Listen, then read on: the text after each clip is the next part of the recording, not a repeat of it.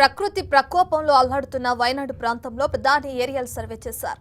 కొండ చర్యలు విరిగిపడి నామరూపాలు లేకుండా శిథిలమైన పలు గ్రామాలను మోడి చూశారు. కన్నూరు అంతర్జాతీయ విమానాశ్రయానికి చేరుకున్న ప్రధానికి కేరళ గవర్నర్ ఆరిఫ్ మహమ్మద్ ఖాన్, ముఖ్యమంత్రి పినరయి విజయన్ స్వాగతం పలికారు. వాయుసేన హెలికాప్టర్లో వైనాడులో పర్యటించారు. ఇక కొండ చర్యలు విరిగిపడి తీవ్రంగా దెబ్బతిన్న ముండక్కై, చురాల్మల ప్రాంతాలను ప్రధాని పరిశీలించారు. ప్రధాని వెంట కేంద్ర మంత్రి సురేష్ గోపి ఉన్నారు.